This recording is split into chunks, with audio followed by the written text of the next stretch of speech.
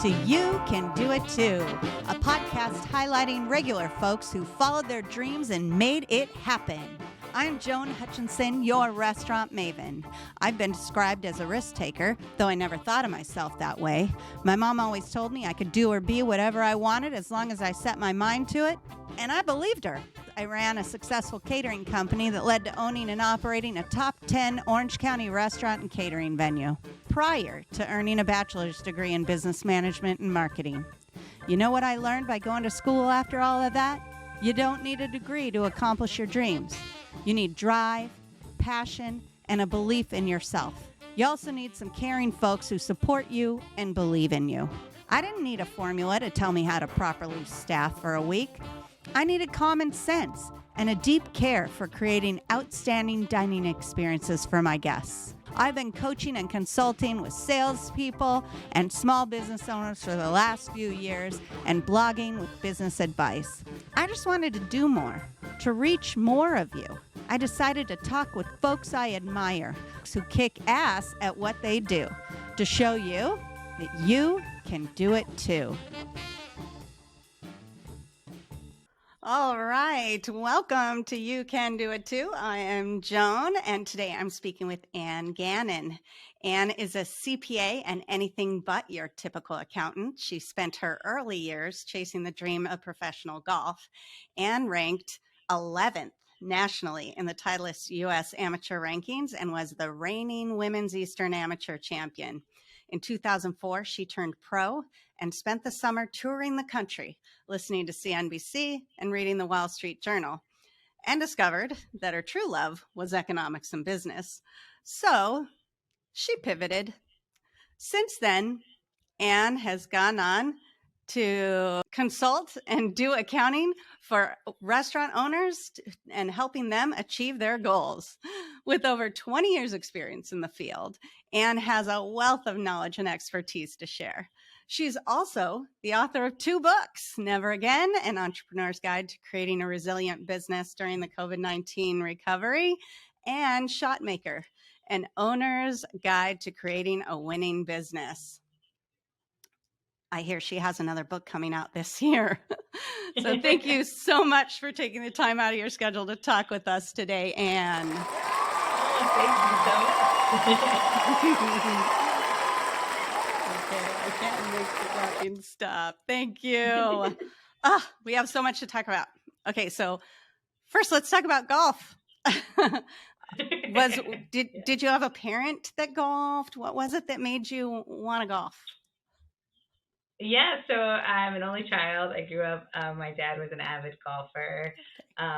When I was in high school, we moved from Pennsylvania to Florida, and, golf in Florida is a year-round sport. But, he was very into, golf and just saw it as a really good opportunity for women, especially, because not a lot of women played competitive golf. So yeah, I really, I always grew up, loving to play with my dad, and then went on to college and went on from there. Yes. So yeah, I have heard, I actually managed a country club for a couple of years, and I know they all, we were a golf club, and they always said you should go for golf scholarship, just like you said, there aren't very many women that do it, but you must have been good at it. Yeah, I mean, I think for me, I was always the hardest worker, right? Like, I figured out right away that I wasn't the one who had the natural talent, but the one thing I love about golf, or most individual sports, is that it really is all about how hard you want to work. So I quickly figured out that if I practiced more than everybody else, like, you would really see the results. Maybe not right away, but really was the time you put in was what you got out of the game. And so I think that was always something that really motivated me to set my goals and work really at my own pace to get better.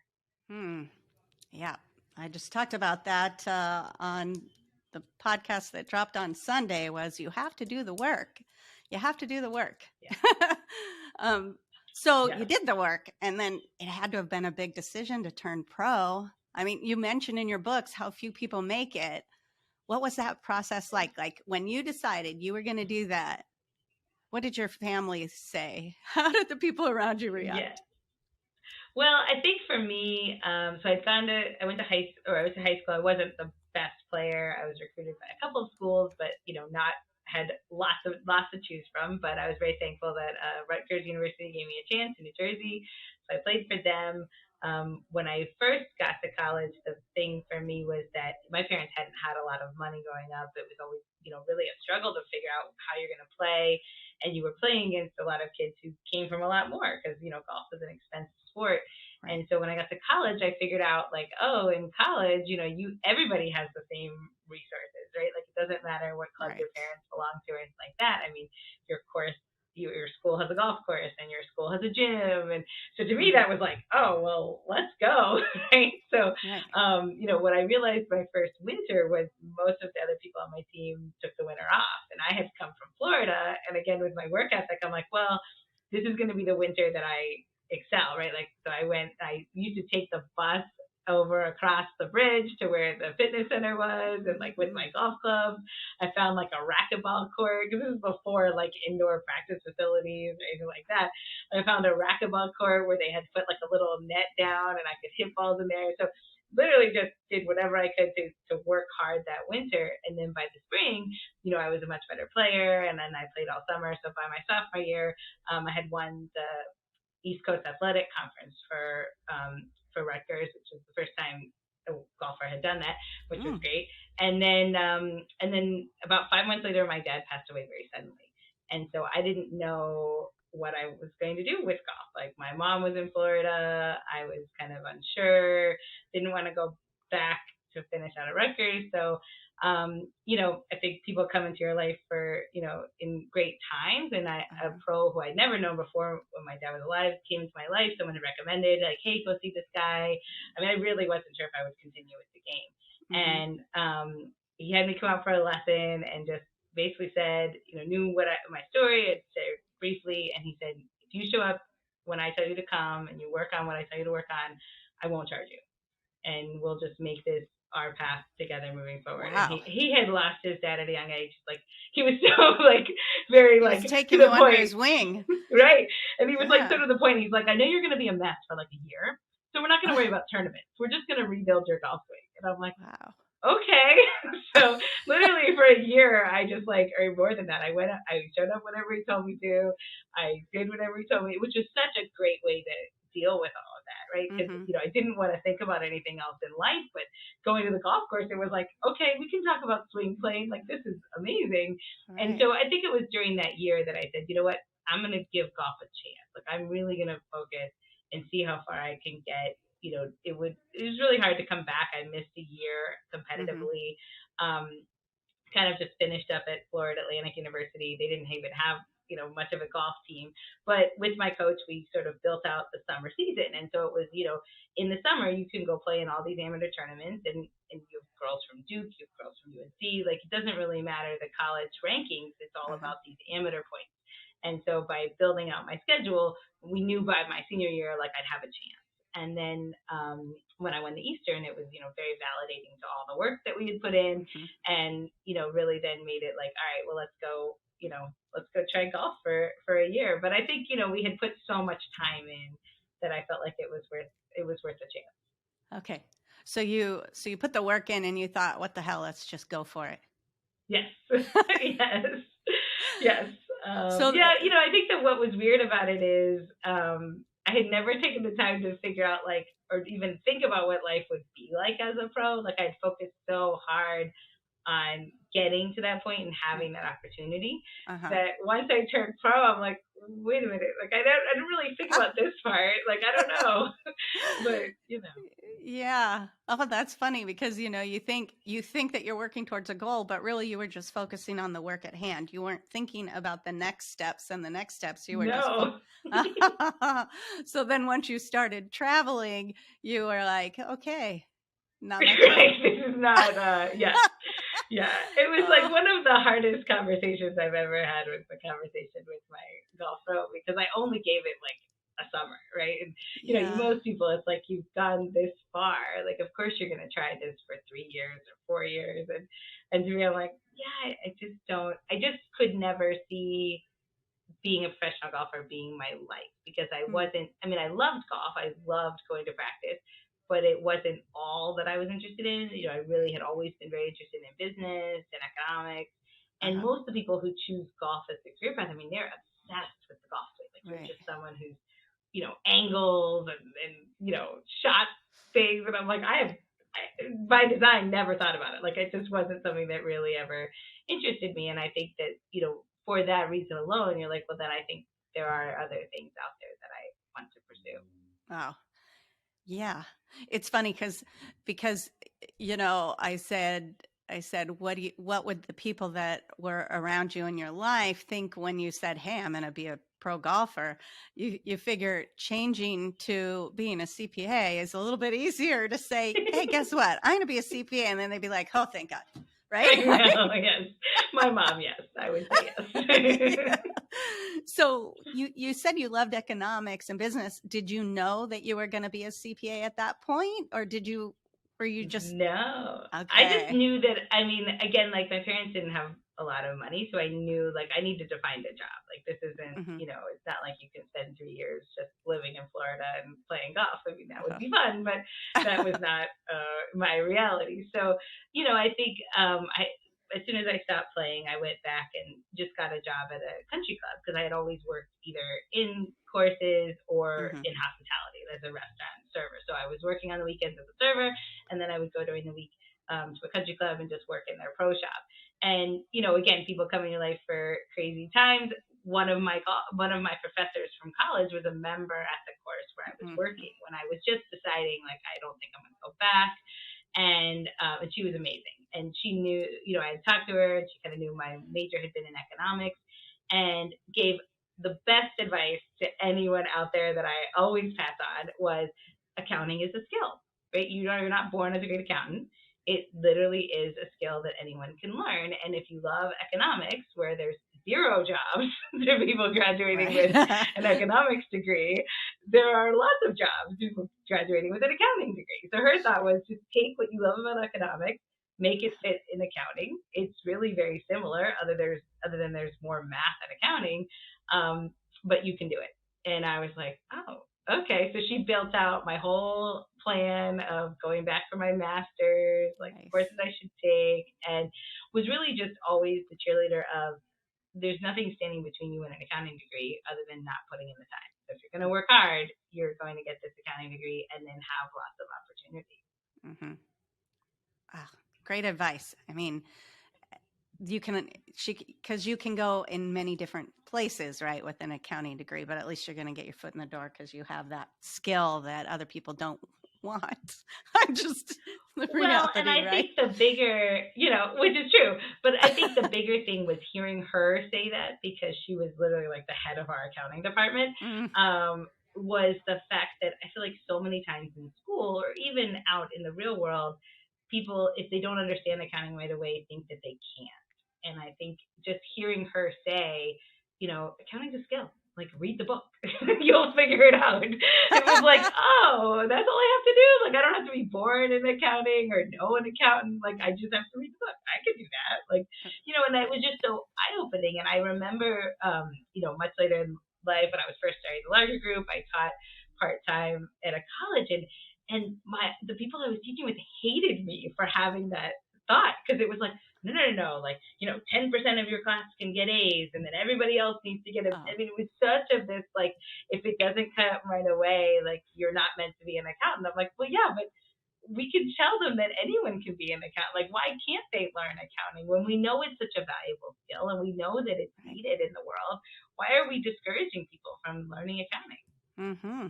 That's a good question. I've interviewed a couple of restaurateurs on the show, and when I asked them if there was one thing that they would have liked to have known before they opened their place or before they, got started in their own business, they both said they would have liked to have understood the financials and the accounting part of it better. I think everyone's a little afraid of it, you know? Yes. Yeah. But So, I would say there's never too late to start, right? Like, you can learn it at any time. You don't have to have right. known it from a young age. You can learn it now. You're right. You're right. You just have to have the right attitude about it, the right mindset. Yeah. Yeah. Yeah. So, okay, so you went to school, you got your accounting degree, and you got a job with a big firm, and then again, you took a leap and you left that big accounting firm and you started your own, the Largo Group. So, uh, Yes. what I mean, spurred you to I think leave there? And well, I mean, it sort of to like golf. I worked so hard to be an accountant, and then I finally got in this firm and realized like I really didn't know what that was. Like I knew that I wanted to have the degree, and I knew that I wanted to pursue this, and I loved the coursework because it really was very similar to economics. I've always been really fascinated by businesses and growth. That's always just something that I've really enjoyed learning about. So I loved my accounting coursework and even doing it in a job. But what I realized is I was so different from the people who'd come along the accounting path, Mhm, always knowing that they were going to be accountants, right? Who'd done the internships, who knew what firms were like, and my path has just been different. And I think the difference really showed me that the way that accounting firms interact with business owners doesn't always work for the business owner, right? Because the whole model is set up to have billable hours to work through the tax return as quickly as you can, not have time to really do a lot of insight or talking to these people. So you're literally doing tax returns and they're showing losses, and it's like, oh well, just email the client. You're like, well, but like they lost $100,000. Should right. we say something? Like, or on the flip side, we show that you made 100. Like, should we say something?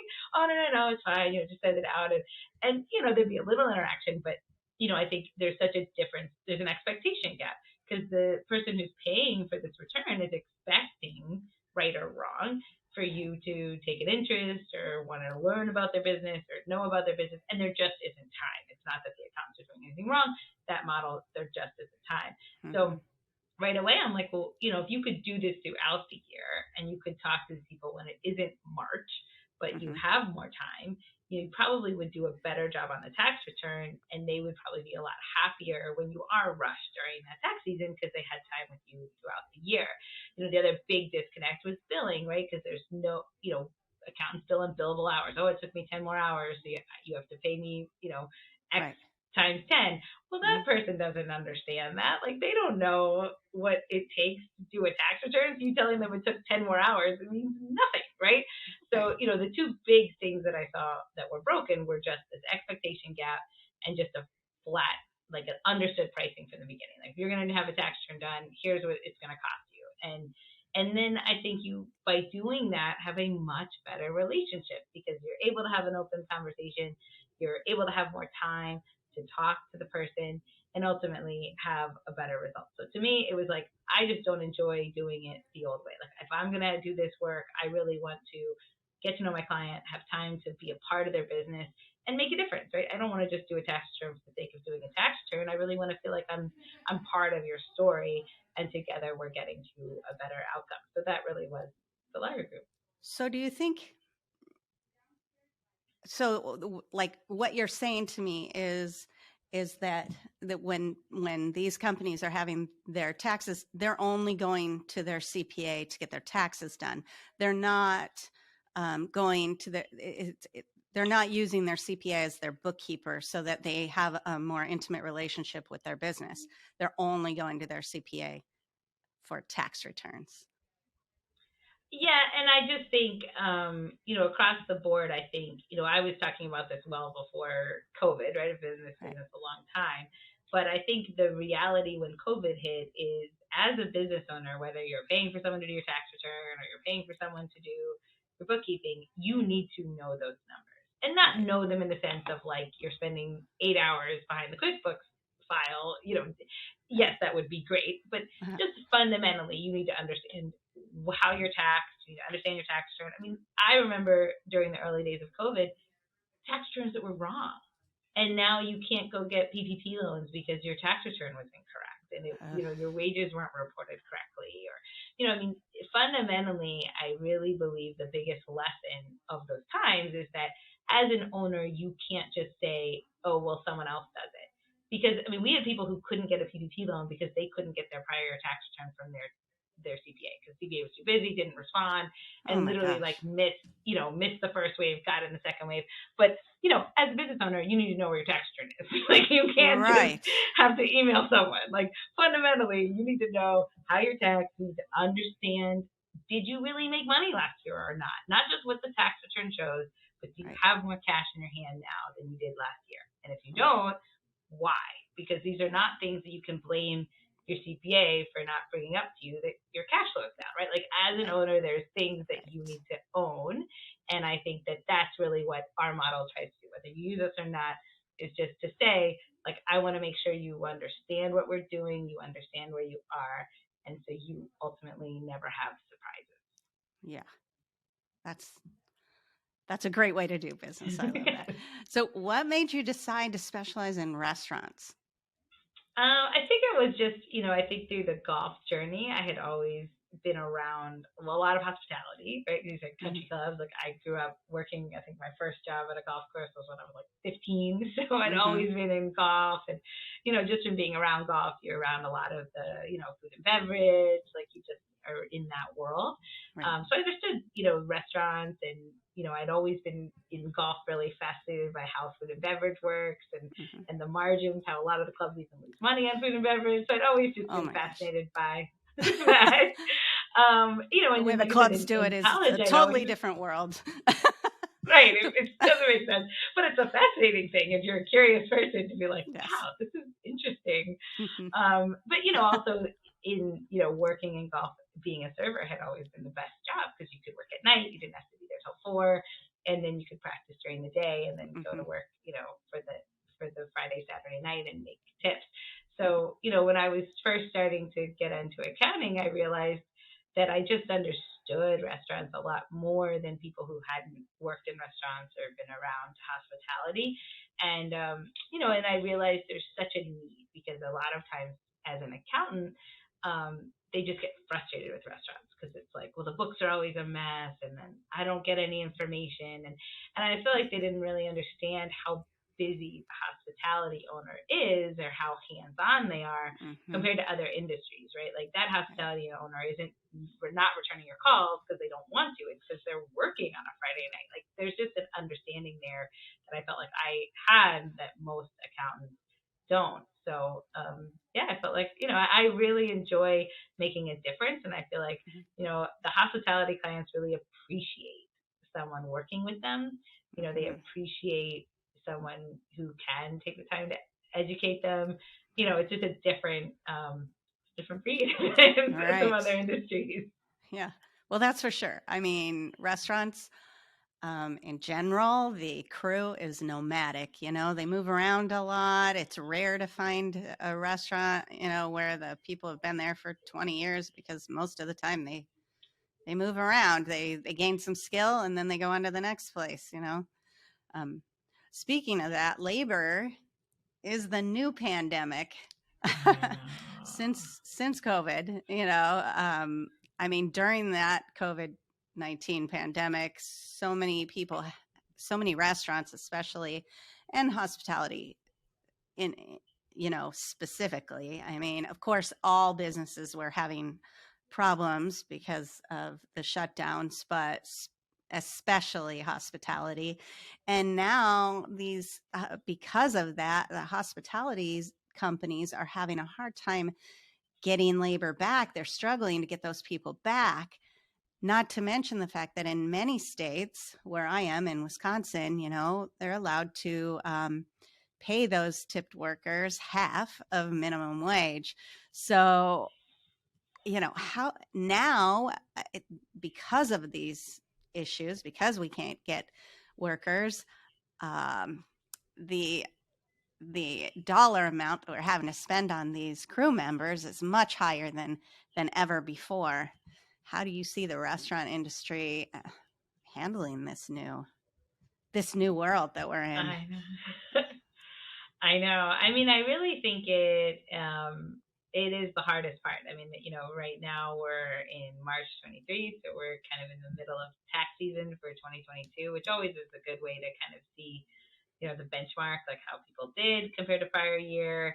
Mhm. And for the most part, people have sales that are up.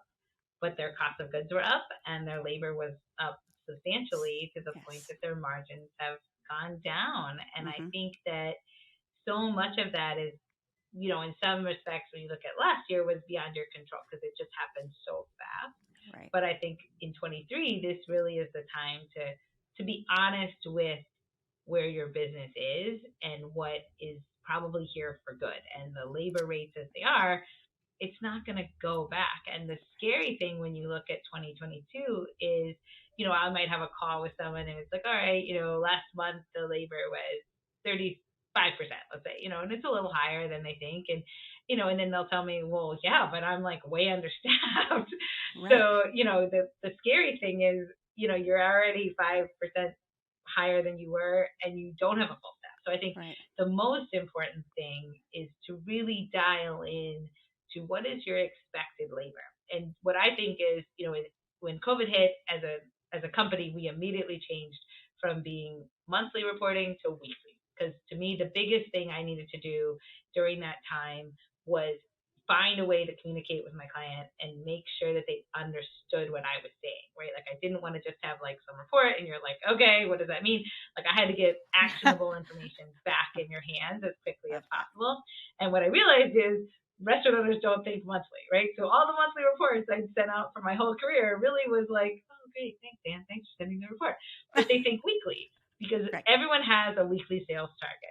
So if Mm-hmm. we can start with that weekly sales target, we can really start to dig into your margins in a way that we just can't monthly. Because the minute I start talking monthly, you're going to tell me how many weekends there were and all those things. Right? But if I can go weekly, there's no hiding, right? Like I can start with your weekly sales target and ask you your cost of goods percentage, and I'm kind of moving my way down the line to get to a bottom line. And labor, if looked at weekly, we can at least figure out what is your expected labor cost. So if everybody showed up to the shifts that they're supposed to show up to, I don't care how that's not going to happen. Like, let's pretend it does. Uh-huh. What is that labor amount in dollars? Because right away, that can show us, is our labor target the right target to have? Like, if I had everyone show up and that percentage was right, is that something that's going to work with my other expenses?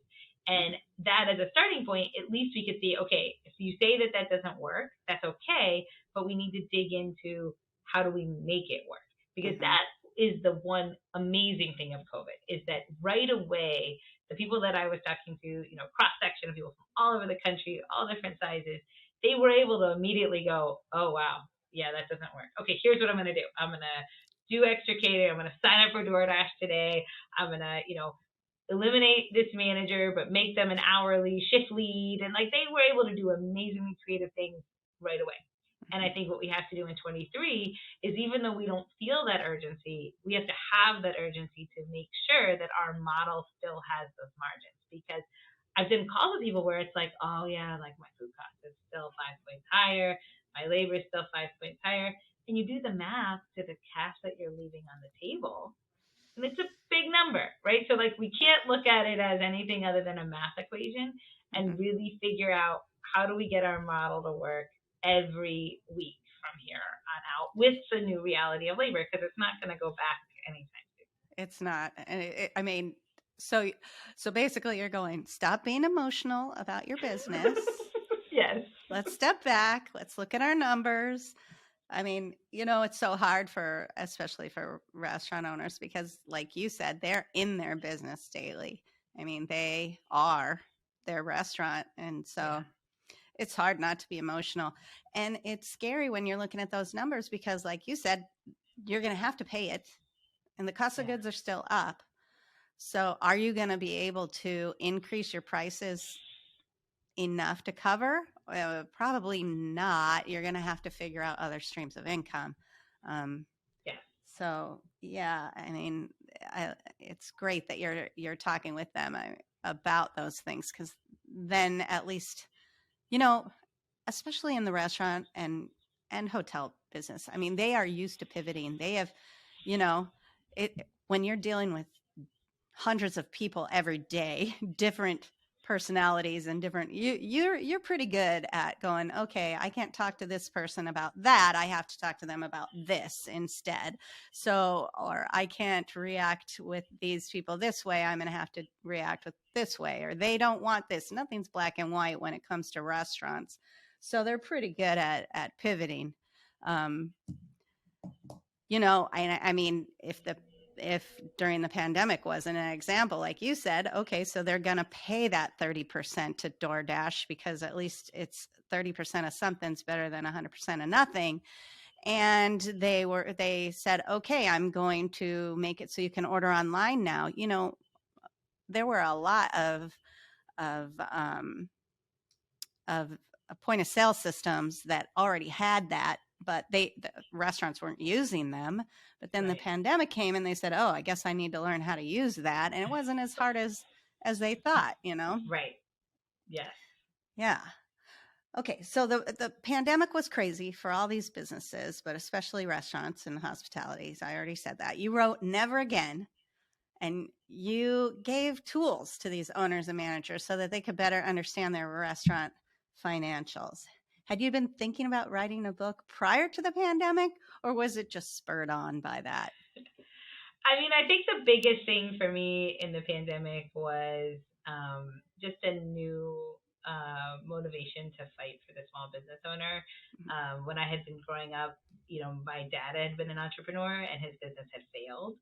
And I really hadn't thought about that much. Life had gone on, my family went on, and, it was what it was. I mean, he would mention it sometimes as like a regret, but really not part of our day to day life. And then when the pandemic hit, I ended up, my mom's in Florida, and so I'm up in the Northeast, but I could see the writing on the wall that school was going to get canceled. And so I ended up jumping on a plane on like March 15th with my two kids. And I remember my husband took us to the airport, and I'm like, oh yeah, I'll be back in like 2 weeks. He's like, I don't think you're going to be back for a while, but whatever. But it was becoming this crazy time. And so we got to Florida, and I remember by the time we got there, like everything was really starting to be closed and announcements of everything. And I remember just sitting in her house, just thinking, I now have the worst nightmare. Every one of my clients have a failing business.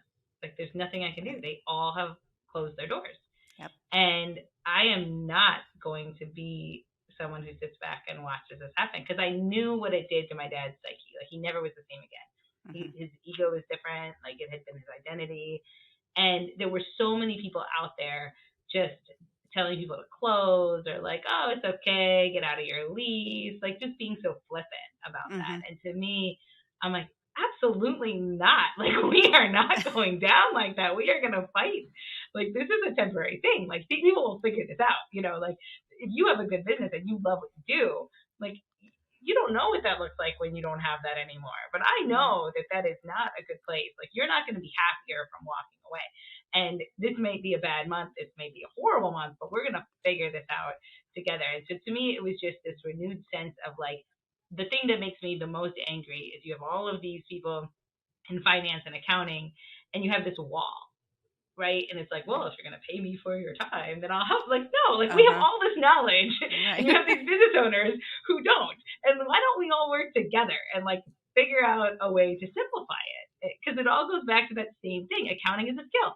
So like, let's all learn accounting. And that's pretty much what we did for like the first 7 weeks of the pandemic. Was we did these free webinars, and we're like, hey, let's show you how to build a weekly P&L. So anyone who wanted to sign up, and I'm going to show you all the skills that I can possibly get to you without making it seem like you can't do it. I'm going to simplify it, and together with that knowledge, you're going to come up with the solution for your business. But at least you have tools where I'm not telling you have to spend 10 hours to go, learn it yourself.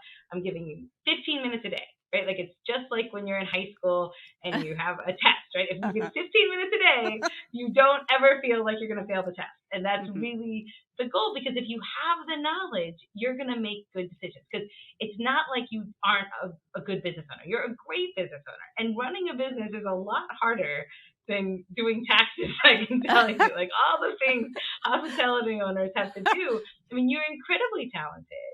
And, we just have to find the common language. And that, to me, the idea behind the Never Again was like, if I can give you the knowledge in a way that you understand, that is, respectful to all the things that you bring to the table that have nothing to do with whether you took accounting in school, because I can tell you as someone who taught it in school, it's taught terribly. So you didn't Uh-huh. miss anything. But, if we approach it as this is just what you're going to learn and you're going to take it in bite-sized chunks, then we can get through any problem. And that really was the idea of Never Again. Well, it's a quick read, but I think it really helps business owners feel like they can understand the financials of their business. If I feel like you make it, you do it in layman's terms, you make it easy to understand. So I think you did a good job there. Thank you. So how did you know where to begin when it came to writing a book? Like you're like, okay, I'm just going to write this book. Was this just something you put together and sent to your clients, or did you go, I'm going to write this book and I'm going to sell it? Well, How'd you know where to start? I had always enjoyed writing. So creative Okay. writing has always sort of been a hobby of mine. So in some respects, it was kind of therapeutic to get to like take a step away and Uh-huh. really think, to ask those questions of like, if you were someone who was just going to read one thing for the first time on accounting, how can we do this in a different way? And so, that really was the idea of just, combining some of the creative writing with a way of finding a language where it does read without sounding like an accounting textbook. It definitely does. I mean, Thank you. and I love how in Shopmaker you define what a shopmaker is. You duck and weave, it's perfect for restaurants, like, and I both books are not hard to read and easy to understand. So I think you definitely Oh, hit your thanks. mark there. So, Well, and I think the idea with Shopmaker really was, by the time we got like a year into the pandemic, what I realized is how important mindset really was. That I really mhm, had never thought about the mindset of the business owner, especially coming in the accounting world. I mean, you're, very black and white, like here's the P&L, I'm going to do a tax return. Like it's, very process driven, right? mhm. And when you started to see, a year into COVID, you could really tell that people were starting to lose faith. It was very frustrating. Then you had supply chain issues, Mhm. you had, price increases, you had inflation starting to hit. And what was so interesting is you had some entrepreneurs and business owners who could just see this as this amazing opportunity. Like, wow, I mean, this has been hard, but, through this, I've been able to open, 3 locations. One guy was like opening like 5 locations during COVID. I mean, like nothing was Wow. stopping him, but he wasn't even paying attention. He's like, it's fine. Like, I'm fine. I just, I did my tweaks to my menu, my margin worked. Like, he was just going, right? And Mhm, then you had other people who were in the same town, right? Like same area. And they just couldn't get there. Like mhm. we're still closed, we can't find labor, I can't have product, I'm not opening Sundays, like, and they're literally in the same town. Mhm. And you're thinking, what? I mean, this is so mindset, right? This is just having the ability to look forward. And that's scary. And that's definitely not, I mean, I think to everybody, this was such a shell shock thing. Mhm. But what you realize is, like in golf, the hardest thing is to take the next shot after a bad shot. Like one of Mhm. my worst golf stories is I finally make it to the USAM. Like I'm so excited, like just to qualify, it's like such a big deal. My Uh-huh. golf coach flies up from Florida, and I hit 2 golf balls in the water on the first hole. I'm like, oh no. And I could not get those shots out of my head for like Mhm. 10 holes. Like I just couldn't, right? Like they're well past. I had many more mistakes after that, but I could not Mhm. clear my head. And I hadn't even thought about, mindset in golf to business until COVID. And I'm like, I know exactly how they feel. Like it's Right. almost like a physical thing where you just cannot get your mind to look ahead. And yet that's exactly what, as business owners, we have to do. And I think what's Mhm. so, the lesson of COVID is, you're showing up every day. So if you can't get to look forward, your employees are probably feeling that, right? Like your Right. business is feeling this. So we have to look at this as your mindset as a business owner is as important as anything else you do. That you have to believe it in order for your business to get there. Yeah, absolutely. And I mean, as the leader, if you don't believe it, why would any of your team believe Right. it? Yeah. Right. And yet, how many people during those times were not even realizing like their frustration was boiling over to their team and then their Yeah. customers, and it just has a vibe that's different, Mm-hmm. and you don't even think about that. Yet, if you look at, say the athletes, right, they have to show up to every game ready to perform. And I think as a business owner, it's important to see, when you show up to that restaurant, you're you're performing as leaders. It's the same, Mm-hmm. right? It's the same Mm-hmm. mindset. Yeah. Well, and your customers are going to see that too. I mean, they can see it and feel it. Whether there's a big sign that says, "Oh my God, I think we're going to die this week," or not, when they see your face, that's what they see. I They mean, do. Yeah. they can Yeah. interpret that. So, 100%. yeah, yeah, it was definitely a very scary time and so hard, especially with labor as it was. Getting through it with the restaurant was stressful. Your clients were lucky to have you. It sounds like you were really a partner for them, and most definitely every business needed that. So, your company, the Largo Group, offers not only accounting services but also coaching and consulting for restaurants. So, were you offering that prior to the pandemic or in answer to it? I think an answer to it. I think what I saw a lot of is, the old model of consulting, I think, doesn't always work for today's environment. What I Mm-hmm. found was we had clients who had specific things they wanted to work on, but they needed immediate results. And so for us, our accelerator coaching program is really just meant to be not these crazy dollar amounts you're going to pay to a consultant with like 6 to 8 months of a project, because that's a very scary thing for even businesses right now, right? Like we're Right. still in this middle ground of where is my business right now. So what we want to develop is a fair agreement that is 30 days with immediate outcome. And so, that you're getting the value for, the money that you're putting in. If you put the time in for 6 to 8 calls, like we can get to that result right away and not have this big thing that's an upheaval to the rest of your operation.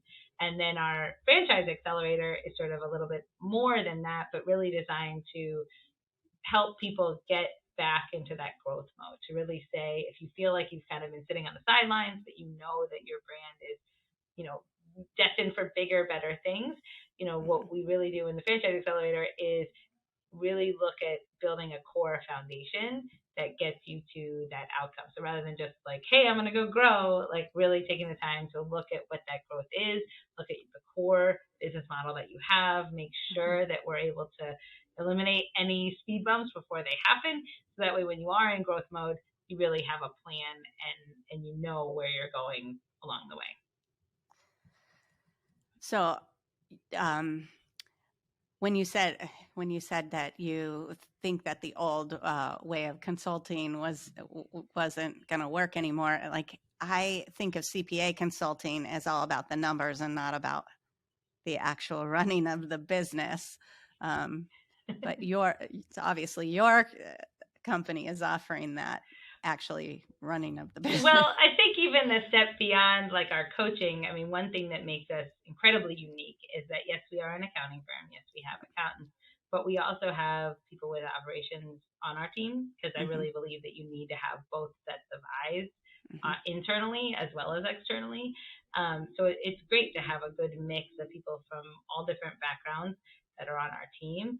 And I Mm-hmm. think by doing that, then our consulting can do both. It can be Right. numbers driven, profitability driven, but it can also be, let's dig in operationally and see where the problem is, rather than just getting mad that food costs are high.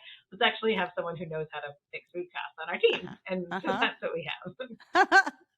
Which is great. I mean, that way, then you're allowing your clients to get the best of both worlds. Yes. All right. So from golfing to CPAing to writing, Yeah. um, what do you think? What has been your biggest struggle? No, I think the hardest part is when you're doing something different, right? Mm-hmm. Like I think we're incredibly different. So for Mm-hmm. us, getting that word out that we're not gonna be like your traditional CPA who's down the road, but that's not a bad thing. So I think Mm-hmm. for me, I think it took the pandemic to come to grips with what I'm trying to build is not a typical accounting firm, and that's Right. okay. But if Mm-hmm. we explain what we're trying to do and show people the difference we can make, that it really can, change lives. What do you think, in your opinion, what's the number one thing you see restaurants struggling with? I think it is. I think it's just not taking the time to really understand what the business should make. Right? I Mm-hmm. think it's really driven on cash flow. Right? I mean, I think it's easy to not play with numbers. It's easy to have a P&L and my margins and my prime cost and and all of that is great. Right. But you don't need a QuickBooks file to tell you what you made last month. And yet it's the scariest thing, right? Everyone's like, well, I need my P&L for my accountant and I haven't said it yet. What did you make last month? And that really is the change in your cash balance, right? Did your operating account go up last month or did it go down last month? And Mm-hmm. so many times what's standing between us and that real answer is just fear.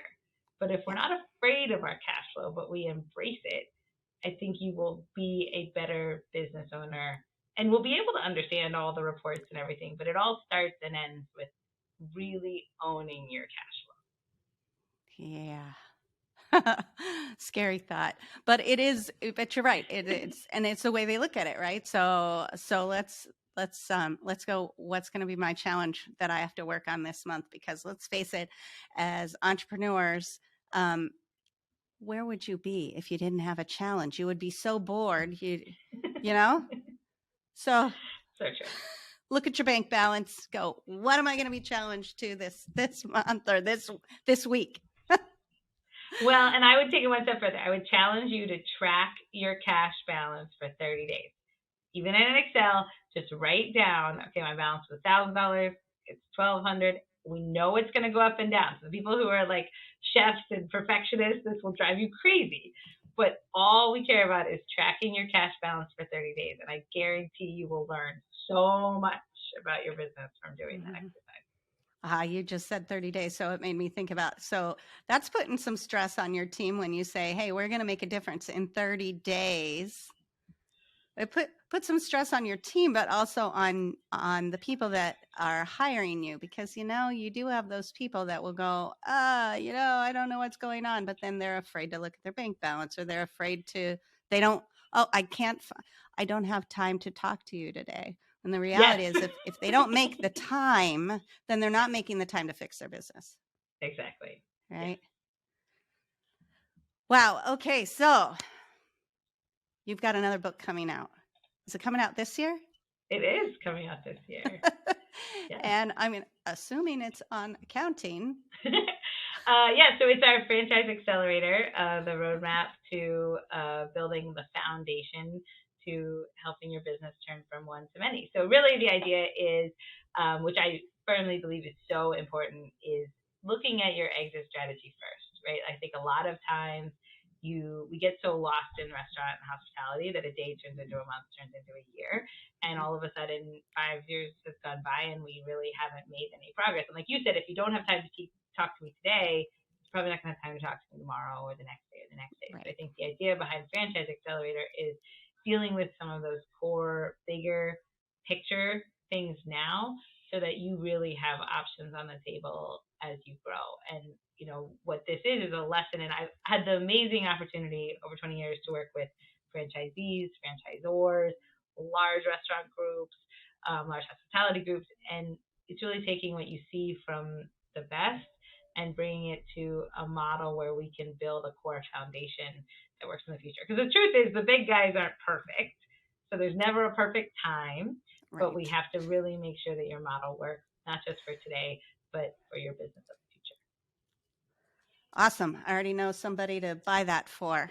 future. Perfect. So, oh man, Anne, thanks so much for joining me on the show today. You shared so much very important information. And I will definitely have your links to both your books and your company, the Largo Group. If you want more info about Anne and her company, just go to thelargogroup.com. And then, like I said, I'll have links in the show notes. Um, Thanks so Oh, much well, for thank you so listening. much. This was such a great conversation. Thank Yes, you. it really was. I'm excited about all you had to share, and ah, we all have so much to learn from each other, and we're lucky that you're here to share your knowledge with us. So thank you. So thank you for listening to You Can Do It Too. And I'm grateful for the opportunity to learn and grow with you. Thanks also to Chris Hutchinson for producing this show. Make sure you like, follow, and subscribe to You Can Do It Too on Anchor, Spotify, Apple Podcasts, and YouTube. And share your favorite episodes. If you're looking for help with your restaurant or hospitality business, go to yourrestaurantmaven.com, read my blog, and connect with me for coaching and consulting opportunities. See you next time.